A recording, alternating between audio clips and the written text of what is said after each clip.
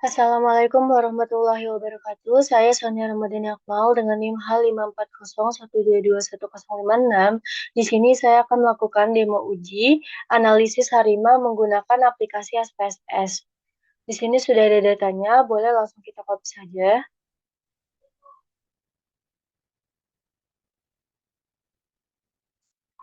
Selanjutnya, kita buka aplikasi SPSS-nya, lalu klik New Dataset. Data yang sudah kita copy tadi, kita paste di sini, paste with variable names. Nah, di sini sudah muncul data BI 7-day rate-nya. Selanjutnya, kita akan menambahkan waktunya. Kita boleh klik data, define date and time. Karena data kita adalah bulanan, maka dari itu pilih yang years months.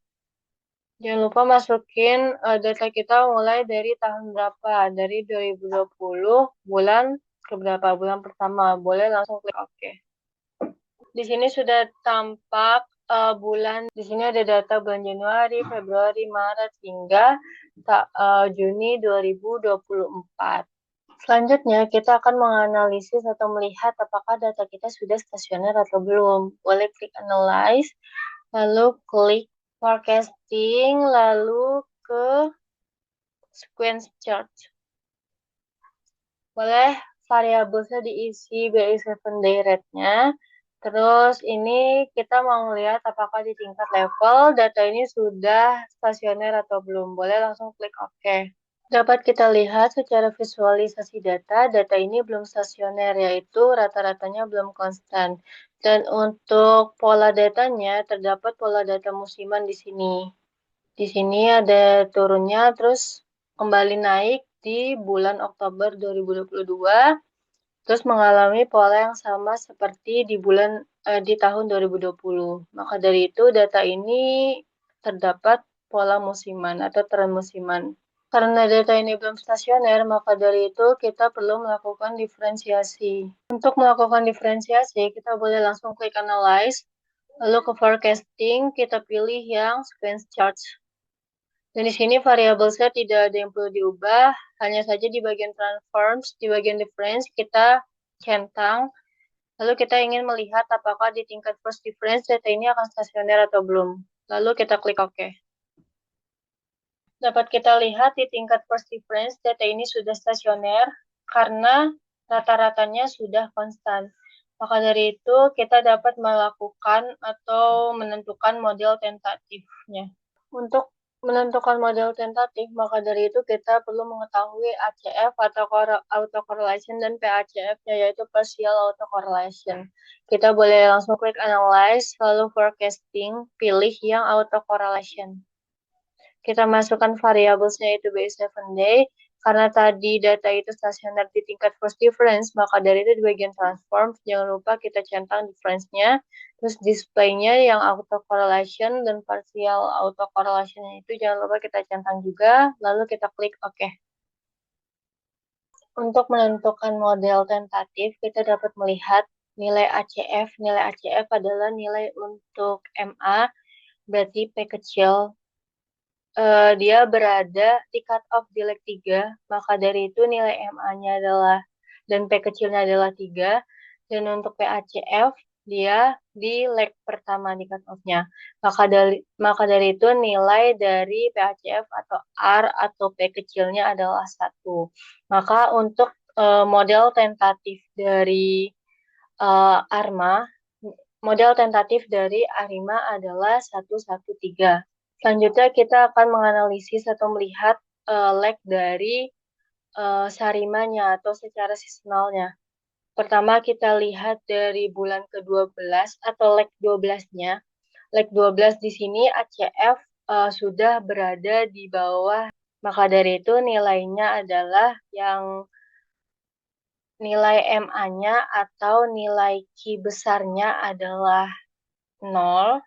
Dan karena dia berada di tingkat first difference stasionaritasnya, maka dari itu nilai D-nya adalah 1. Dan untuk menentukan nilai P-nya, kita dapat melihat dari parsial ACF-nya. Di bulan di 12 dia masuk, di selanjutnya dia keluar. Maka dari itu di leg kedua, berarti leg kedua dia nilai dari model tentatif untuk SAR-nya berada di leg kedua. Maka dari itu untuk model tentatif Sarimanya adalah 210. Karena model tentatifnya tadi sudah kita temukan, yaitu untuk Arima 113 dan untuk Sarima 210, maka dari itu kita bisa langsung melakukan peramalan. Boleh kita klik untuk melakukan peramalan, kita boleh klik Analyze, lalu Forecasting, kita pilih yang Create Traditional Model. Di sini dependent variablesnya kita masukkan BI7 Direct, terus yang methodnya kita pilih Arima. Terus untuk kriterianya kita ingin mencoba model pertama dulu, yaitu untuk Arimanya 113. Dan untuk yang seasonalnya kita isi modelnya, yaitu tadi telah kita temukan 210. Ini langsung kita continue aja.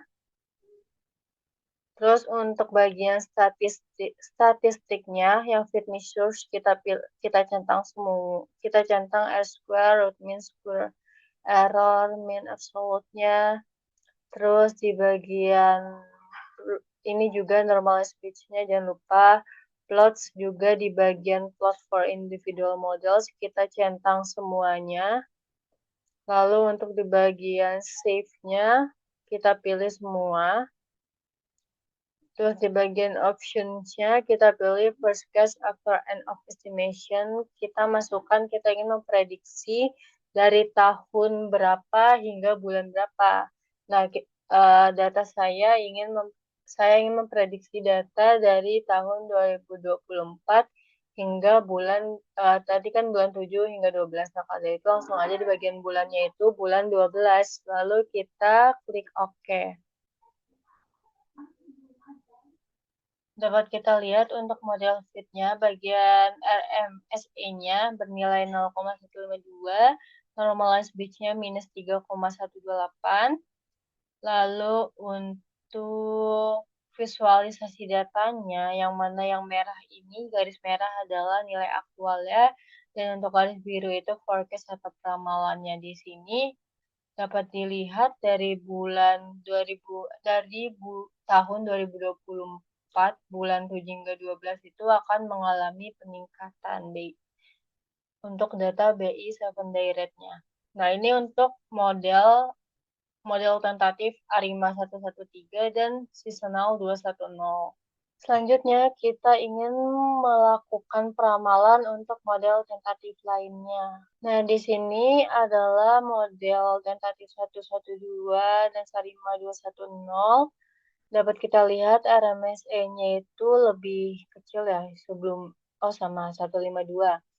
152 dan untuk normalized pitch-nya itu minus 3,223. Maka dari itu ini lebih kecil nilai normalized pitch-nya.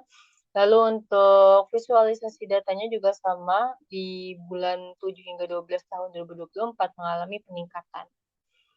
Nah, karena di bagian peramalan atau forecasting ini kita harus melihat nilai terkecil dari normalized pitch-nya maupun RMSE-nya, maka dari itu kita coba untuk melihat model tentatif lainnya lagi. Untuk melakukan peramalan model tentatif lainnya, kita boleh kembali ke Analyze, Forecasting, pilih Create Traditional Models lagi. Lalu kita langsung aja di bagian kriterianya kita ganti mau yang 111. Kita lihat, continue lagi, kita klik OK. Di sini ada model tipe Arima 11 dan Sarima 210. Kita lihat di bagian RMSE-nya lebih kecil ya, karena sebelumnya adalah 0,152 dan di sini 0,150. Dan untuk normalized speed-nya itu minus 3,343 dan dia tuh lebih kecil juga. Dan untuk visualisasi datanya sama juga ya, mengalami peningkatan. Model ini lebih baik dari model-model sebelumnya, tapi kita masih ada kesempatan untuk melakukan peramalan dengan model tentatif lainnya. coba kita melakukan ramalan model tentatif lainnya lagi. Kita kembali ke analyze, forecasting, create traditional models. Ini nggak ada yang diubah, kriterianya yang kita ubah di bagian ini, kita ganti jadi 0 bagian moving average. Continue. Oke. Nah, di model tipe ARIMA 110 dan SARIMA 210, kita lihat, nah RMSI-nya justru lebih kecil lagi, yang sebelumnya 150, di sini 0,150, di sini 0,149. Dan untuk nilai normalized bit-nya juga lebih kecil, yaitu minus 3,447, yang mana sebelumnya minus 3,343. Dan untuk forecast-nya, yang merah aktual, yang biru forecast, yang mana forecast-nya di bulan 7 hingga bulan 12 tahun 2024 mengalami peningkatan. Nah, di sini untuk uh, untuk melakukan forecasting nantinya bakal ada menghasilkan dua output, yaitu output yang ada persamaannya yang terdiri dari model fit dan model statistik. Dan terakhir, dan selanjutnya ada model dalam bentuk visualisasi data yang mana kita dapat melihat apakah dalam jangka pendek tersebut, data tersebut akan mengalami peningkatan atau justru penurunan. Sekian demo uji analisis Sarima menggunakan aplikasi SPSS, kurang lebihnya mohon maaf. Wassalamualaikum warahmatullahi wabarakatuh.